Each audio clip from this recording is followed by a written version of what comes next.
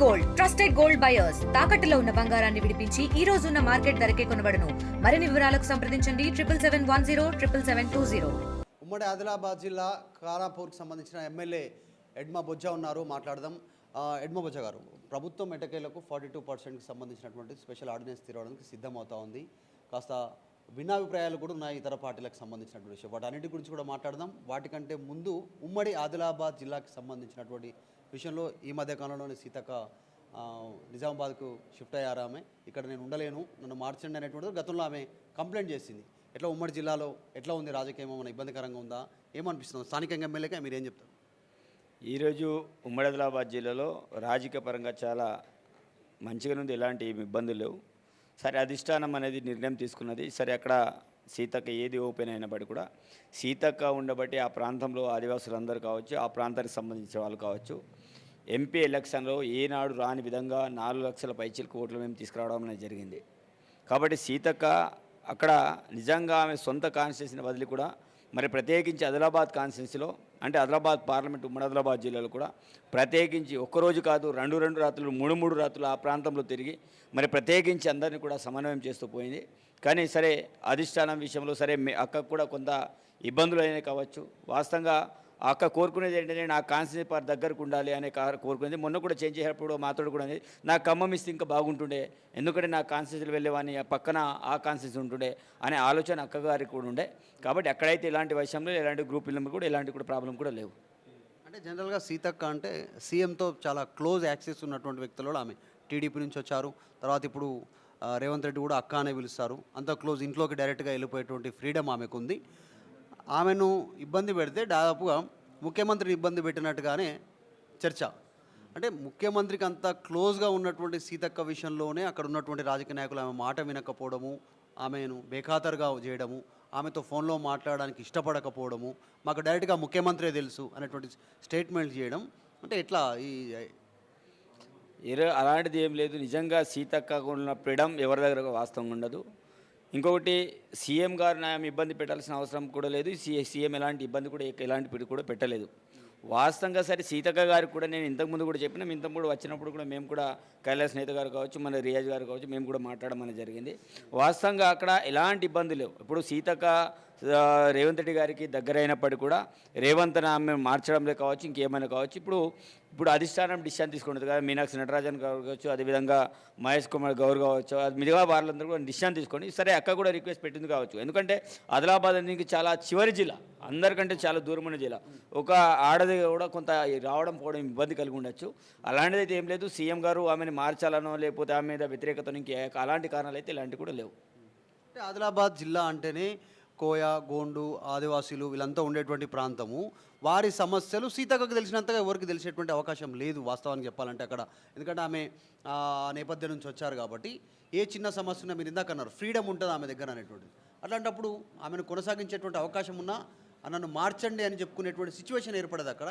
ఎవరు ప్రధానంగా ఇబ్బంది పెడుతున్నటువంటి వాళ్ళలో ఈ మధ్య ఒకరు సస్పెన్షన్ కూడా గురయ్యారు. దానికి రీజన్ అదేనా? ఇప్పుడు సస్పెన్షన్ అయిన వాడు అతను కాన్స్టిట్యూన్సీలో ఉండక అక్క మీద అనేక రకాల ఆరోపణలు చేయడం కావచ్చు. అట్లాంటి బోడిగాళ్ళు చాలామంది చెప్తుంటారు. వాళ్ళు చెప్పినంత మాత్రాన సీతక్కని అక్కడి నుంచి ఈ ప్రాంతానికి పంపించడం అనేది దాంట్లో వాస్తవం కాదు. కాబట్టి ఆరోపణలు అనేవి చాలా అసంతృప్తులు అనేవి ఉంటాయి. ఒక కాన్స్టిట్యూన్సీలో అనేక రకాల గ్రూపులు ఉంటాయి, అనేక మంది వ్యక్తులు ఉంటారు. కానీ సీతక్క అనేది ఆ రోజు అక్కడ వచ్చినప్పుడు ప్రతి కార్యకర్తను ఆమె కలిసేది, ప్రతి ఒక్క వ్యక్తిని కలిసేది. నిజం చెప్తున్నా కదా, మిగతా మినిస్టర్ దగ్గర వెళ్ళాలంటే ముందు వెనుక ఆలోచిస్తారు కావచ్చు, కానీ సీతక్క దగ్గర డైరెక్ట్ ఎవ్వరు కూడా వితౌట్ అపాయింట్మెంట్ తోటి దొరికే సీతక్క. ఈరోజు అంతా ఫ్రీడమ్గా ఇచ్చే సీతక్క. మరి మా ప్రాంతంలో కూడా అంటే ఆమెను మార్చడం కూడా మేము కూడా కొంత బాధపడుతున్నాం. వాస్తవంగా ఆమెలో ఉన్న స్వేచ్ఛ కావచ్చు, ఆమె ఫ్రీడమ్ కావచ్చు, ఇంకా అంత మిగతా ఆ పరిస్థితి వచ్చింది. ఆమె మారాలనే ఆలోచన ఆమెకు ఎందుకు వచ్చింది? ఒక మహిళ, అది కూడా ఆదివాసీ మహిళ. ఇదేనా 2 మహిళ కావడం, ఆదివాసీ కావడమే ఆమెకు అది ఇబ్బంది కలిగిందా? కొంతమంది అగ్రవర్ణాలు ఆమెను ఇబ్బంది పెట్టే ప్రయత్నం చేసిరా ఆ జిల్లాలో? ఎవరు అగ్రవర్ణాలు ఇబ్బంది పెట్టే పరిస్థితి లేదు. ఎక్కడ అగ్రవర్ణాలు కూడా ఎవరెవరో మినిస్టర్ స్థాయి కూడా అక్కడ ఎవరికి లేదు. ఎవరైనా ఆ ప్రాంతంలో ఎక్కువ మంది ఎమ్మెల్యేలు ఉన్నారంటే దానికి ఒక అర్థం ఉంటుంది కదా. దాంట్లో తిరిగేది మ్యాక్సిమంగా ఆదిలాబాద్ పార్లమెంట్ పదవులను ఎక్కువగా తిరిగేది. కానీ అట్లాంటి అగ్రవర్ణాలు కావచ్చు ఎవరు కూడా ఏమి ఇబ్బంది పెట్టలే. ఆదివాసి అనే కాకుండా ఈరోజు ఆమె కూడా కొంత ఇబ్బంది కదా, ఎందుకంటే దూరం ప్రాంతం, చివరి ప్రాంతం వెళ్ళాలంటే కొంత ఇబ్బంది పడేది. సరే వెళ్ళి అంత దూరం వెళ్ళాలి, మళ్ళీ అదిలో హైదరాబాద్ రావాలి, మినిస్టర్ లెవెల్ ఇక్కడ పెద్ద పోర్ట్ఫోలియో ఉండడం, ఒకవైపు నియోజకవర్గం, అది కూడా కొంత ఆమె అనేది ఏంటిదంటే కొంత దగ్గరలో ఉంటే బాగుంటుందని ఆమె యొక్క ఆలోచన. వేరే కారణాలు ఎలాంటి కారణాలు లేవు. ఇంకా అభివృద్ధి విషయంలో కాంగ్రెస్ అధికారంలోకి వచ్చిన తర్వాత ఈ 20 మంత్స్లో 20 నెలల్లో ఎట్లాంటి డెవలప్మెంట్స్ జరిగినాయి, ఇంకేమేమి జరగాల్సినటువంటి అవసరం ఉంది ఉమ్మడి ఆదిలాబాద్ జిల్లాలో? మీరు అన్నట్టు చివరి జిల్లా, సో కాస్త అటువైపు రావాలన్నా కూడా కనెక్టివిటీకి సంబంధించిన నిజంగా అధికారులు కానీ వీళ్ళంతా ఇందాక అన్నారు. సో అట్లాంటి సిచ్యువేషన్ ఉంటుంది కాబట్టి ఏమేమి జరగాలి, ఇప్పటివరకు ఏమేమి జరిగాయి? వాస్తవంగా నా నియోజకవర్గాన్ని చూసినట్లయితే ఇప్పటివరకు కూడా నేను ఎప్పుడైతే ఎమ్మెల్యే అయిన వెంటనే గౌరవ ముఖ్యమంత్రి గారు మొట్టమొదటిగా మాకు కూడా సూచన చేసేటంటే దీర్ఘకాలికమైన సమస్యల మీద దృష్టి పెట్టమని చెప్పడం అనేది జరిగింది. అందులో ప్రధానంగా నాకు సంబంధించిన అయితే కడెం ప్రాజెక్ట్ సంబంధించిన నేను ఎమ్మెల్యే అయిన వెంటనే గౌరవ ముఖ్యమంత్రి గారు చెప్పిన వెంటనే 9,46,00,000 శాంక్షన్ చేసి, ఎందుకంటే దానికంటే ముందు తెలుసు 2 సార్లు తెగడానికి అట్లాంటి సిచ్యువేషన్ జరిగింది. కానీ ఈసారి ఎలాంటి ప్రమాదం లేకుండా మరి దానికి ఒక మరమ్మతులన్నీ కూడా చేపట్టడం అనేది జరిగింది. దాంతోపాటు డెవలప్మెంట్కి సంబంధించిన ఆ ప్రాంతంలో మేజర్గా ఇష్యూస్ ఏవైతున్నాయో అవన్నీ కూడా గౌరవ ముఖ్యమంత్రి గారికి మేము లిఖితపూర్వకంగా రాసి ఇవ్వడం అనేది జరిగింది. నా నియోజకవర్గానికి integrated young India integrated school కూడా 200 కోట్లతో శాంక్షన్ చేయడం అనేది జరిగింది. మిగతా అన్ని డెవలప్మెంట్ కూడా గౌరవ ముఖ్యమంత్రి కూడా ఈ ప్రాంతాన్ని ఒక దత్తత జిల్లాగా తీసుకుంటే మాట ఇవ్వడం అనేది జరిగింది. ప్రత్యేకమైన చొరవ తీసుకొని ఆ ప్రాంతంలో ఎమ్మెల్యేలు లేకపోయినప్పటికీ కూడా ప్రత్యేకమైన నిధులతో శాంక్షన్ చేసుకొని ఆ ప్రాంతాన్ని కూడా విద్యా వైద్య వ్యవసాయ పరంగా అన్ని రకాలుగా డెవలప్మెంట్ అయితే చేస్తున్నాం. మరి గవర్నమెంట్ వచ్చిన వెంటనే విద్యాశాఖ గౌరవ ముఖ్యమంత్రి దగ్గర నుండి ప్రతి పాఠశాల చదివే విద్యార్థికి మంచి సౌకర్యాలు ఉండే ఆలోచనతో అమ్మ ఆదర్శ పాఠశాల ద్వారా ప్రతి పాఠశాలలో మరి ఎలక్ట్రిసిటీ, ఫ్యాను, కరెంటు, దాంతోపాటు విద్యార్థులకు తాగునీరు, అదేవిధంగా టాయిలెట్ బాత్, అది మినిమం నీడ్స్ విద్యార్థులకి. అలాంటి కార్యక్రమాన్ని రాష్ట్ర వ్యాప్తంగా అమలు చేయడం అనేది జరిగింది. మిగతా విషయాలు అయితే తెలుసు. ఈరోజు సన్న బియ్యం స్కీమ్ అంటే మేము మేనిఫెస్టోలో పెట్టకపోయినప్పటికీ కూడా ఈరోజు ప్రత్యేకమైన స్కీమ్ని తీసుకొచ్చి ప్రతి పేదవాడికి 3 పూటలు కడుపు నిండా భోజనం తినేటట్టు ఈరోజు సన్న బియ్యంని మరి స్కీమ్ని తీసుకురావడం. అదేవిధంగా రేషన్ కార్డులు నా నియోజకవర్గం దగ్గర 10,000 చొప్పున ఇప్పుడు 10,000 మందికి రేషన్ కార్డులు పంపిణీ చేయడం అనేది జరిగింది. ఆ 10 సంవత్సరాలు ఎక్కడ ఒక్క రేషన్ కార్డులు ఆరే. అదేవిధంగా రుణమాఫీ విషయం చాలామందికి మేము 100% మాఫీ చేయడం అనేది జరిగింది. కొంతమంది బీజేపీ వాళ్ళు బీఆర్ఎస్ వాళ్ళు మాట్లాడతారు ఈరోజు చాలామందికి రుణమాఫీ చేయలేదని. అదే కేసీఆర్ ఆ రోజులో 1,00,000 రుణమాఫీ చేస్తానని ఎక్కడ కూడా రూపాయి కూడా మాఫీ చేయలే. మరి ఈరోజు చాలామందికి రుణమాఫీ కాకపోవడానికి కారణం ఆ రోజుల్లో కేసీఆర్ రేషన్ కార్డులు ఇచ్చుంటే ప్రతి కుటుంబానికి మాఫీ అయ్యేది. ఎందుకంటే కుటుంబాలు వేరైనాయి, చాలామందికి రేషన్ కార్డు లేక ఉమ్మడి కుటుంబం కింద ఉండి అయ్య పేరు మీద తమ్ముడి పేరు మీద వాళ్ళ భార్య పేరు మీద లోన్ ఉండడం వల్ల 2 లక్షల పైచిలకు వాళ్ళకే రుణమాఫీ కాలే. కానీ 100% 2 లక్షల రుణమాఫీ 100% మేము మాఫీ చేయడం అనేది జరిగింది. అదేవిధంగా మొన్న రైతు భరోసా 9 రోజులలో 9,000 కోట్లు అందరికీ రైతు భరోసా కింద డబ్బులు ఇచ్చాం. అదేవిధంగా 200 యూనిట్ ఉచిత విద్యుత్, 500 గ్యాస్ సిలిండరు, అదేవిధంగా 10 లక్షల హెల్త్ ఇన్సూరెన్సు, ఇట్లా చెప్పుకుంటూ పోతే చాలా. అంటే సంవత్సరన్నర కాలంలో ఆర్థికంగా ఎన్ని ఇబ్బందులు ఉన్నా మరి వాటన్నిటి గుండా ఎదుర్కొంటూ మా మంత్రివర్గం కావచ్చు, గౌరవ ముఖ్యమంత్రి కావచ్చు, అనేక రకమైన సంవత్సరాల కాలంలో అనేక రకమైన స్కీమ్లు స్టార్ట్ చేయడం అనేది జరిగింది. అదేవిధంగా పేదోళ్లకు ఇంద్రమిల్లు ప్రతి నియోజకవర్గానికి 3,500 చొప్పున మరి ఇంద్రమిల్లు ఇవ్వడం జరిగింది. మరి ప్రత్యేకించి ఐటీడీ ఉన్న ప్రాంతాల్లో ఒక్కొక్క నియోజకవర్గంగా 500 అదనంగా ఇల్లు ఇవ్వడం అనేది జరిగింది. అదేవిధంగా నిన్న కాదు మొన్న మళ్ళా కొన్ని ఇంకా 1,500 చొప్పున అదనంగా ఇంకా కొన్ని ఇల్లు ఇవ్వడం అనేది జరిగింది. అంటే ఒక నియోజకవర్గం దగ్గర 5,000 వరకు ఇంద్రమ్మ ఇళ్ళని ఇచ్చే కార్యక్రమాన్ని చేపట్టడం అనేది జరిగింది. కానీ ఆ 10 సంవత్సరాలు ఎక్కడ కూడా డబుల్ బెడ్రూమ్ రాలే, ఏది కూడా చేయలే. కాబట్టి ఈ రకంగా గవర్నమెంట్ అనేది ఇప్పుడు ప్రజాప్రభుత్వం మెల్లమెల్లగా ప్రజలు ఏం కోరుకుంటున్నారో ప్రజలు కోరుకునే విధంగా ఈరోజు పరిపాలన రాష్ట్రంలో నడుస్తున్నది. ఎగ్జాక్ట్లీ. ఇప్పుడు ఎస్టీలంతా కూడా ఈసారి అంటే మిగతా అన్ని వర్గాల లాగానే బీసీలు, ఎస్సీలు, ఎస్టీల లాగానే ఎస్టీలు కూడా ఈసారి అంతా కూడా ఒక వర్గం అంతా కాంగ్రెస్కు మద్దతు తెలిపింది. అందులో భాగంగానే కాంగ్రెస్ అధికారంలోకి రావడానికి సహాయపడ్డారు అనేటువంటిది వెర్షన్ వినిపించే ప్రయత్నం చేస్తూ ఉన్నారు.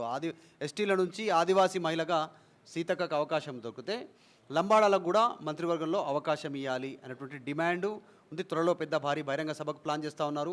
అసంతృప్తిగా ఉన్నారు లంబాడాలంతా కూడా. ఆ అంశం పైన ఎడ్మబొజ్జ దీనిపైన ఏం చెప్తారు?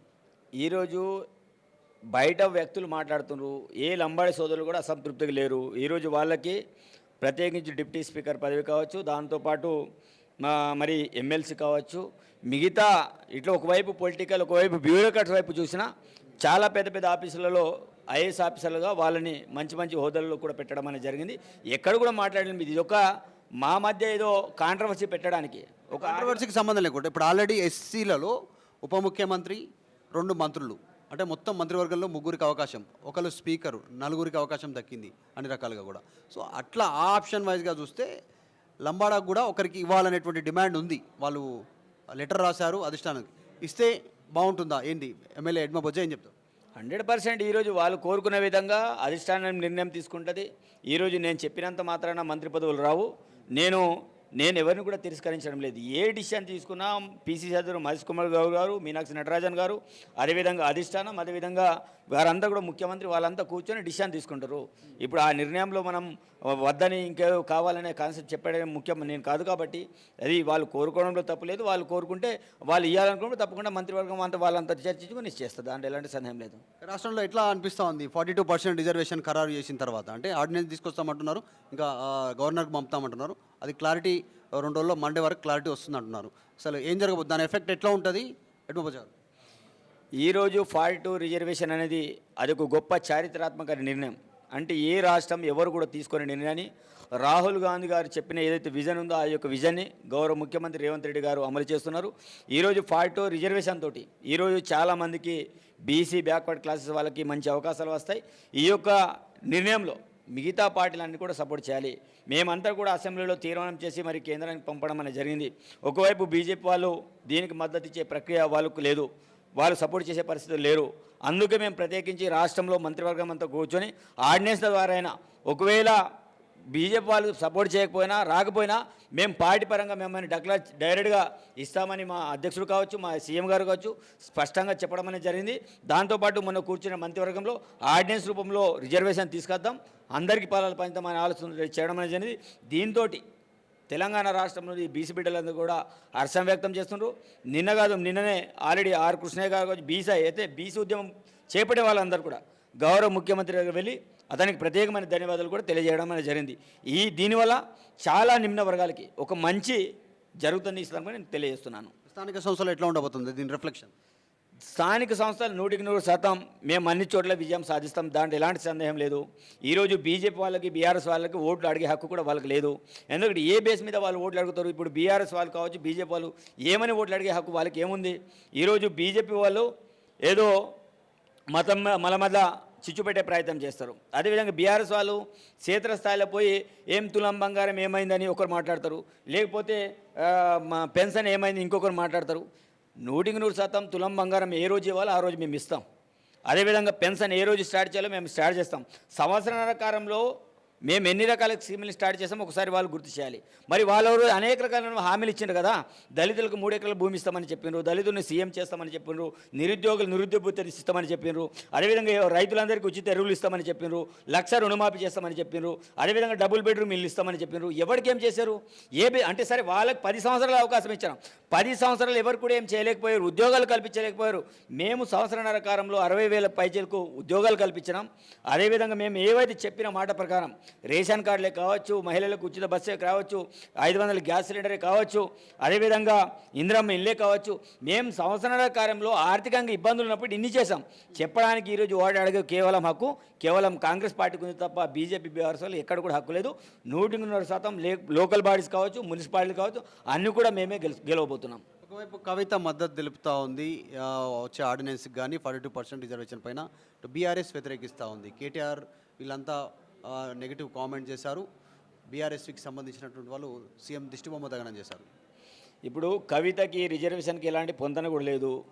వాళ్ళ కుటుంబ కక్షలు, వాళ్ళ కొట్లాట, ఏదో పంచాయతీ కింద వాళ్ళ వైపు ఏదో మల్దాలనే ఒక డ్రామా బాజీ చేస్తున్నారు. అది కుటుంబంలో నాడే నాటకం. వాళ్ళంత నటులు ఇంకా ఈ రాష్ట్రంలో కాదు దేశంలో కూడా ఎవరు కూడా లేరు. కవిత ఒకవైపు, హరీష్ రావు ఒకవైపు, కేటీఆర్ ఒకవైపు, కేసీఆర్ ఒకవైపు. కాబట్టి అది ఒక డ్రామా బాజీ. కాబట్టి ఈ యొక్క రిజర్వేషన్ ఈరోజు మా రాహుల్ గాంధీ యొక్క నినాదం. ఆ రాహుల్ గాంధీ యొక్క నినాదాన్ని మా ప్రజాప్రభుత్వం, మా మంత్రివర్గం, మా సీఎం గారు, మా అధ్యక్షులు వీళ్ళందరూ కూడా మేము ఇచ్చిన మాటని కట్టుబడి ఉండాలి, రిజర్వేషన్ కల్పించాలనే ఆలోచనతో 42% రిజర్వేషన్ కల్పించారు. దీన్ని బేస్ చేసుకొని ఈరోజు మోదీ గారు ఈరోజు మా నిర్ణయాన్ని వారి దేశంలో అమలు చేసే విధంగా కులగణ కార్యక్రమాన్ని వాళ్ళు చేపట్టడం అనేది జరిగింది. ఈ కవిత ఎవరు, వాళ్ళ కుటుంబం ఏంటిది, ఈ 10 సంవత్సరాలు ఎందుకు చేయలేకపోయారు? ఈరోజు మేము చేస్తే వాళ్ళు ఏదో మాతో పాటు వంతన పాడడానికి ప్రయత్నం చేస్తారు. మేమేమంటున్నాం, వాళ్ళకు అంత దమ్ముంటే అదే కేసీఆర్ వచ్చి అసెంబ్లీలో మాట్లాడారు రిజర్వేషన్ విషయంలో, లేకపోతే కేంద్రంతో తలవంచి దాన్ని అమలు చేయమని వాళ్ళకి చెప్పమని చెప్పండి. ఇదంతా డ్రామాబాజీ కాబట్టి కవితకి ఈ యొక్క రిజర్వేషన్కి ఎలాంటి సంబంధం లేదు. ఇది కాంగ్రెస్ పార్టీ పేటెంట్ హక్కు, ఇది రిజర్వేషన్ కల్పించడం. చివరిగా ఉమ్మడి ఆదిలాబాద్ జిల్లా కొత్త ఇన్ఛార్జ్ పనితీరు ఎట్లా ఉంది, ఏం చెప్తాం? ఈరోజు జూపల్లి కృష్ణ జూపల్లి కృష్ణారావు యొక్క పనితీరు, తను ఇన్ఛార్జిని నియమించిన తర్వాత ఆదిలాబాద్ జిల్లాకు రావడం అనేది జరిగింది. అందులో నిర్మల్ కావచ్చు, ఆదిలాబాద్లో ప్రత్యేక సమావేశాలను పెట్టడం అనేది జరిగింది. దాంతోపాటు ఆదివాసులను కూడా ఉట్టూరు కేంద్రంగా సమావేశపరిచి ఆదివాసుల సమస్యను కూడా తను వినడం అనేది జరిగింది. తను మిగతా టూర్లు చేయాలి కాబట్టి తను వచ్చిన వెంటనే మిగతా అందరితోటి అయితే సమన్వయం చేసుకొని అందరితోటి పరిచయాలు కావచ్చు, ఉన్న అధికారులతోటి అన్నీ కూడా రివ్యూ మీటింగ్లని ఏర్పాటు చేసి రావడం అనేది ఫర్దర్గా అతను మేమైతే అనుకుంటాం ఇంకా సమర్థవంతంగా అక్కడ ఆ ప్రాంతంలో పార్టీని బలోపేతం చేయడానికి కృషి చేస్తారని మేమైతే అనుకుంటున్నాం. రైట్, ఇది ఎడ్మా బొజ్జ ఈరోజు ప్రజాప్రతినిధులతో కార్యక్రమం కింద గాంధీభవన్ వచ్చారు. దాంట్లో భాగంగా ఉమ్మడి ఆదిలాబాద్ జిల్లాకి సంబంధించినటువంటి అంశంలో ఇన్ఛార్జ్ మార్పు విషయంలో సీతక్క ఇబ్బంది పడ్డ మాట వాస్తవమే. ఆమె ఉమ్మడి నిజామాబాద్ జిల్లాకి సంబంధించినటువంటి కేటాయింపు జరిగింది, దానికంటే కూడా ఖమ్మం అయితే బాగుండనేటువంటి అభిప్రాయాన్ని కూడా వ్యక్తం చేసిందని చెప్తా ఉన్నారు. దాంతోపాటు 10 సంవత్సరాలలో ఉమ్మడి ఆదిలాబాద్లో జరిగినటువంటి అభివృద్ధి ఈ 20 నెలల కాల వ్యవధిలో పెద్ద ఎత్తున స్కీమ్స్ రూపంలో కావచ్చు, నిధులు తీసుకురావడం లోపల కావచ్చు సక్సెస్ అయ్యాం. ముఖ్యమంత్రి ఆదిలాబాద్ జిల్లాని దత్తత తీసుకున్నాననేటువంటి స్టేట్మెంట్ గతంలో చేశారు. ఖచ్చితంగా అభివృద్ధి ఫ్యూచర్లో ఇంకా ఎక్కువ జరుగుతుంది. 42% రిజర్వేషన్ బీసీలకు ఇవ్వనున్నటువంటి నేపథ్యంలో స్థానిక ఎన్నికల్లో ప్రత్యేక ఆర్డినెన్స్ ద్వారా అది కూడా లబ్ధి చేకూరుతుంది కాంగ్రెస్ పార్టీకి అనేటువంటి అంశాన్ని ఎమ్మెల్యే ఎడ్మా బొజ్జ చెప్తా ఉన్నారు. తెలుగులో న్యూస్ కి ఫాస్టెస్ట్ యాప్ ఇప్పుడు టోటలీ న్యూ అవతార్లో జస్ట్ 5 seconds లో కంప్లీట్ న్యూస్. సోషల్ మీడియాలో ట్రెండ్స్ కి one stop solution. Live TV app voice search option తో ఇప్పుడే డౌన్లోడ్ చేయండి లేదా అప్డేట్ అయిపోండి. యాప్ లింక్ డిస్క్రిప్షన్ లో ఉంది.